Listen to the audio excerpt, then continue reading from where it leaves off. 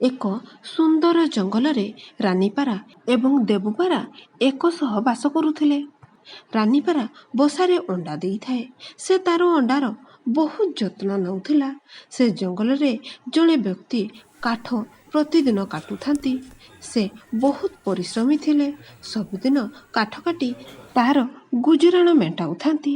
ଗୋଟିଏ ଦିନ ରାନୀପାରା ଏବଂ ଦେବୁପାରା ତାଙ୍କ ବସାକୁ ଛାଡ଼ି ଖାଦ୍ୟ ଖୋଜି ଖୋଜି ବହୁତ ଦୂରକୁ ଚାଲି ଯାଇଥାନ୍ତି।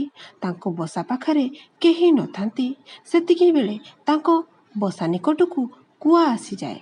କୁଆ ରାନୀପାରାର ଅଣ୍ଡାକୁ ଦେଖି ବହୁତ ଖୁସି ହୋଇଯାଏ। କୁଆ କହେ, ଆରେ ଆରେ, ଏ ତ ରାନୀପାରାର ଅଣ୍ଡା ଲାଗୁଛି। ଅଣ୍ଡାଗୁଡ଼ିକ ଖୁବ୍ ସୁନ୍ଦର ଦେଖାଯାଉଛି। ଏ ଅଣ୍ଡାକୁ ଭାଙ୍ଗିଦେଲେ ବହୁତ ମଜା ଆସିବ। ରାନୀପାରା ସହ ଥିବା ପୁରୁଣା ରାଗ ବି ପୂରା ହୋଇଯିବ। ଯଦି ରାନୀପାରାର ଅଣ୍ଡା ଭାଙ୍ଗିଯିବ ସେ ବହୁତ କାନ୍ଦିବ। ଆରେ ବା, ଏ ଭଲ ଆଇଡିଆ।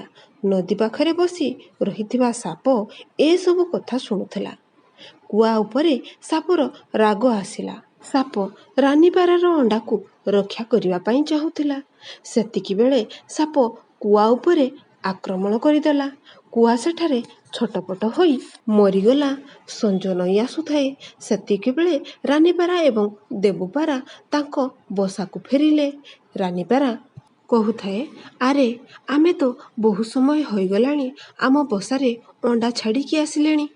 ରାନୀପାରା ଶୀଘ୍ର ଶୀଘ୍ର ତା ବସା ଆଡ଼କୁ ଆସୁଥାଏ।